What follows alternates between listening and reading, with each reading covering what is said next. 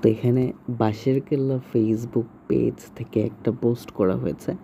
এখানে নিউজ পেপারের paper cutting দেওয়া হয়েছে যে ছাত্রদলের বন্দুক যুদ্ধে বুয়েটে ছাত্রী খুন, এটা ইত্তেফাকের।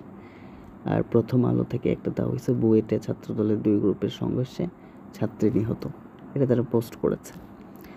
তো এখানে কমেন্ট বক্সে একজন কমেন্ট করছে, দৈনিক জনকণ্ঠ পত্রিকার পেপার কাটিং, চট্টগ্রামে শিবিরের গুলিতে অধ্যক্ষ খুন। তো এখানে কোয়েশ্চেন করছে যে কবের নিউজ ভাই, এটা ওরা জানে না।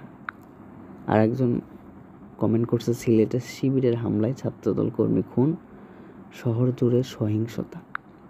আচ্ছা, প্রথম আলোর নিউজ। তো এখানে আরেকজন শিবির রিপ্লাই দিচ্ছে যে ফ্যাসিস্টের আমলে জাতীয় পত্রিকাগুলোতে শিবিরের নামে প্রায়শই এসব মিথ্যা সংবাদ স্থাপন করা হতো, উদর পিণ্ডি বুদর কি হ্যান ত্যান সাজত। মানে প্রথম আলো শিবিরে নিয়ে নিউজ করছে, এটা মিথ্যা গুজব।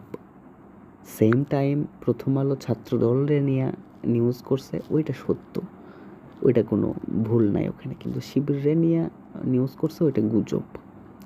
তো এখানে আরেকজন কমেন্ট করছে এটাই একই, চট্টগ্রামে শিবিরের গুলোতে অধ্যক্ষ খুন। তো এখানে আরেকজনও কমেন্ট করছে একই। তো এখানে আবার বলছে যে জনকণ্ঠ, এটা মানে ওর ওইটা পেপার পছন্দই না। আরেকজন আবার জিজ্ঞেস করছে পরে মামলার রায় কি হয়েছে সেটাও আপডেট দেন। মানে ওরা শুধু পেপার কাটিং দিছে, এরাও একটা পেপার কাটিং দিছে, কিন্তু এর কেটা দিয়ে হবে না, কারণ অভিযোগ শিবিরের বিরুদ্ধে। এজন্য এটার মামলা কি হয়েছে, মামলার পরে আদালতের রায় কি হয়েছে সেটাও দিতে হবে, নাইলে এদের পছন্দ না। কিন্তু এরাই আবার শুধু পেপার কাটিং দিয়ে নিউজ করতেছে। মানে কি আজব একটা সংগঠন, ঘাড় তেরা একটা সংগঠন।